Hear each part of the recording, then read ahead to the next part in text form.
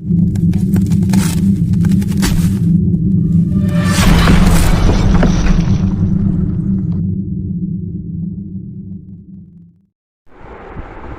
राम भाइयों, आपका फिर से स्वागत है गुरुजी की क्लास में। आज हम पढ़ने जा रहे हैं डिमांड चैप्टर के अंदर डिमांड फंक्शन।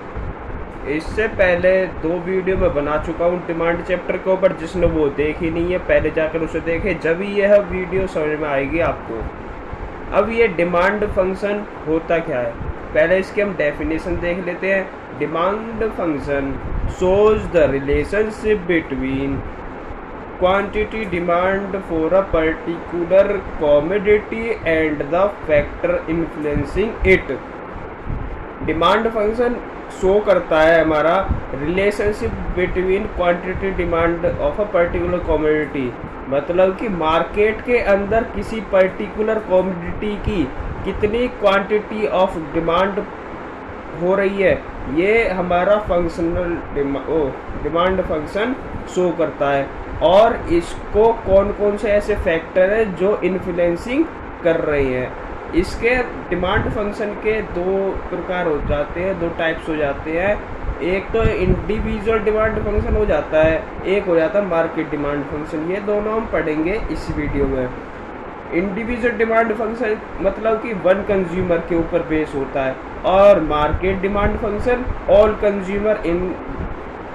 कंज्यूमर जो मार्केट के अंदर सारे जितने भी कंज्यूमर हैं उनके ऊपर बेस होता है। मैं आपको पहले इस वीडियो में बता दूं कि आपको अपने आप को पहले इस चैप्टर को समझने के लिए आपको अपने आप को कंज्यूमर समझना है। आप ये समझे कि मैं कंज्यूमर हूँ और मार्केट में गया हूँ और मैं किस किस चीज़ की डिमांड करूँगा। ओके, जब ही आपको ये चैप्टर समझ में आएगा। अब हम आ जाते हैं इंडिविजुअल डिमांड फंक्शन के ऊपर कि इंडिविजुअल डिमांड फंक्शन होता क्या। पहले इसकी डेफिनेशन देख लेते हैं। Individual demand function refers to the functional relationship between individual demand and the factors affecting individual demand. इसमें पहले तो हम देखते हैं कि इंडिविजुअल डिमांड मतलब कि एक पर्टिकुलर कंज्यूमर की क्या डिमांड है मार्केट के अंदर, वो किस चीज़ को प्रेफर कर रहा है ज़्यादा, और इसके जो फैक्टर्स हैं इंडिविजुअल डिमांड के वो कैसे इन्फ्लुएंसिंग कर रहे हैं इंडिविजुअल डिमांड फंक्शन को। अब हम इंडिविजुअल डिमांड को ऐसे भी लिख सकते हैं, ये या तो फॉर्मूला कह लो, और इसको ऐसे शो कर सकते हैं। हम इसको शो कर सकते हैं dx इक्वल्स टू f, फिर ब्रैकेट में px pr, फिर y t f bracket close. इस तरीके से हम इंडिविजुअल डिमांड फंक्शन को शो कर सकते हैं। अब इसमें dx क्या होता है, हमारा डिमांड ऑफ कमोडिटी x। जो कमोडिटी एक कमोडिटी है उसकी डिमांड जो है dx होती है।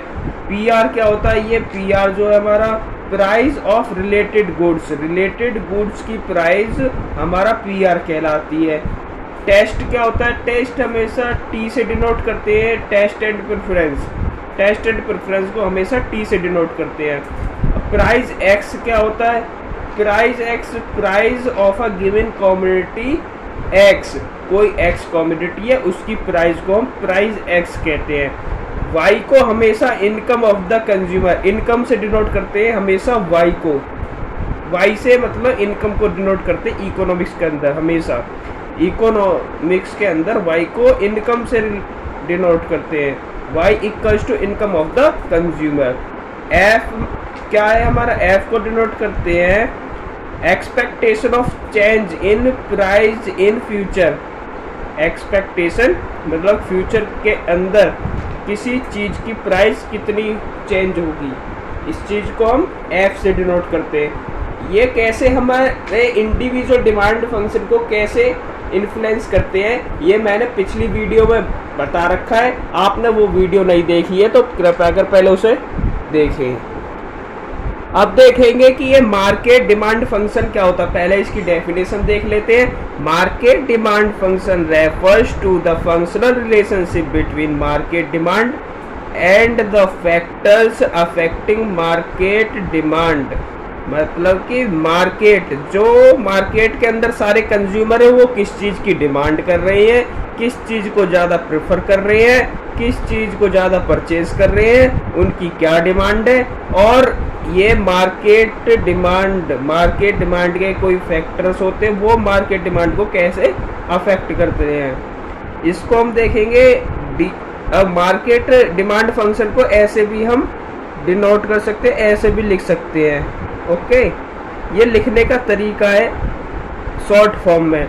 D X equals to function F मतलब function P X comma P R comma Y comma T comma F comma P O comma S comma D. अब इसको किस चीज़ से डिनोट करते हैं ये हम देखेंगे।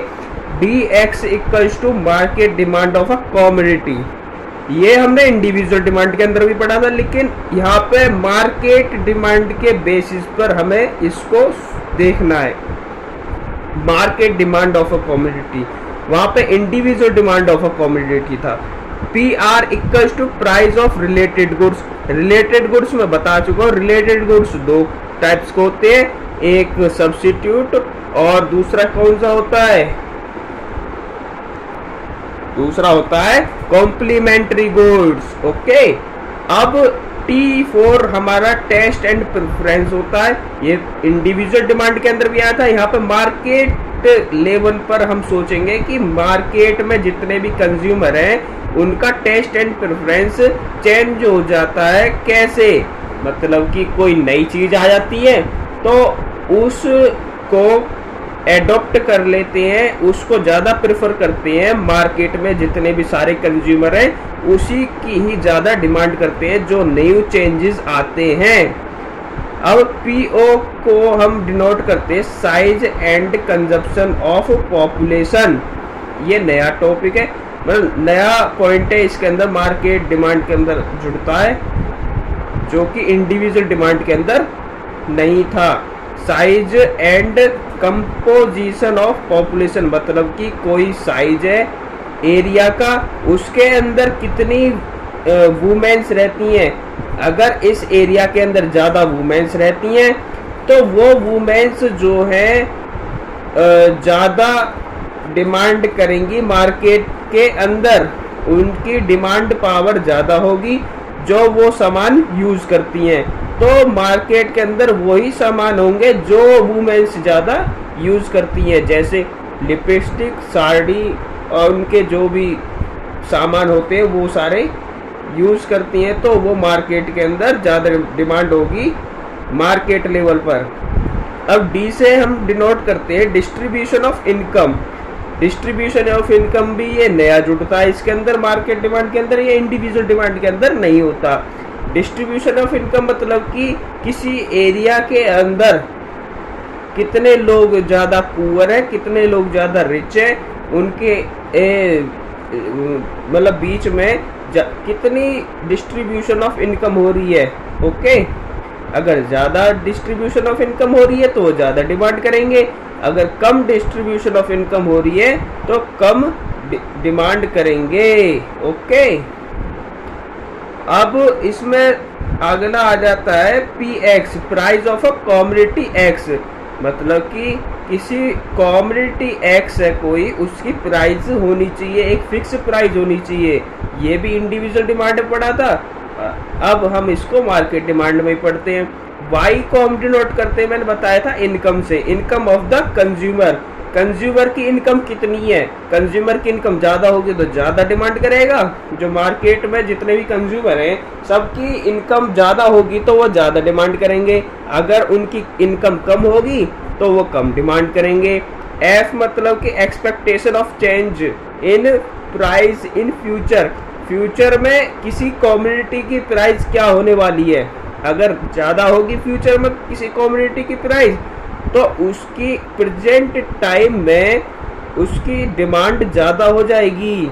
अगर किसी गुड्स की फ्यूचर में प्राइस कम होने वाली है, डिक्रीज होने वाली है, तो उसकी प्रेजेंट टाइम में डिमांड कम हो जाएगी। ओके, एस को हम डिनोट करते हैं season and weather, season and weather के हिसाब से होता है ये भी मार्केट डिमांड के अंदर नया जुड़ता है, ये इंडिविजुअल डिमांड के अंदर नहीं होता। सीजन चेंज होने पर किस चीज़ की डिमांड ज़्यादा बढ़ जाएगी और वेदर चेंज होने पर किस चीज़ की डिमांड ज़्यादा बढ़ जाएगी, यही हमारा मार्केट डिमांड फंक्शन होता है। आई होप आप सब कुछ समझ गए होंगे डिमांड फंक्शन क्या होता है, इंडिविजुअल डिमांड फंक्शन क्या होता है, मार्केट डिमांड फंक्शन क्या होता है। कोई डाउट है तो आप कमेंट में जाकर पूछ सकते हैं। Thanks for watching this video. मेरे चैनल को ज़्यादा से ज़्यादा सब्सक्राइब करें, शेयर करें एंड लाइक करें। कोई डाउट है तो कमेंट करें। Thank you.